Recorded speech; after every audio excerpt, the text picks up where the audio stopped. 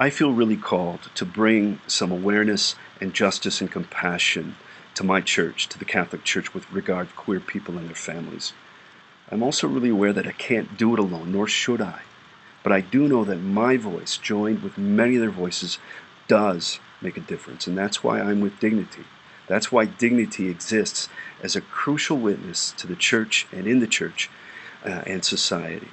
We're a community of unified voices that I think speak with honesty, with integrity, and many times with chutzpah. A brief example. I attended a presentation on being gay and Catholic earlier this year at a huge conference. The ballroom was packed with Catholic lay leaders.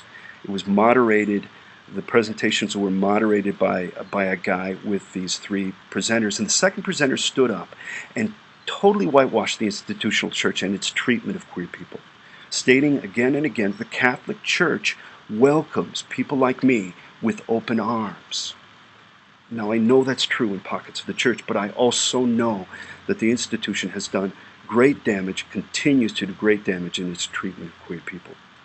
And so I started tweeting the moderator, asking him to give voice to the hard edges of the church's treatment of queer people. And I challenged him to ask the Catholics, the many Catholics in that room, to give voice, their own voice, to justice and compassion in their local communities.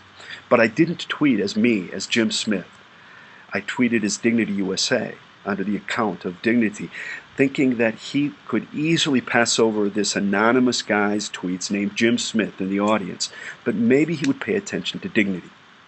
Well, he stood up at the end of the presentations to give his closing remarks, and he gave voice to those hard edges of the institution and its treatment. And he invited the audience to give voice, to stand up and speak for justice and inclusion. Now, I didn't know if my tweets under the auspices of Dignity made a difference, so I introduced myself, saying I was the tweeter, I'm with Dignity, and he looked at me and he said, "You guys are tough.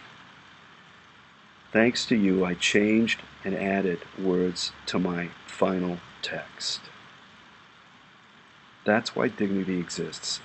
That's a reason why Dignity is a crucial witness in the church today.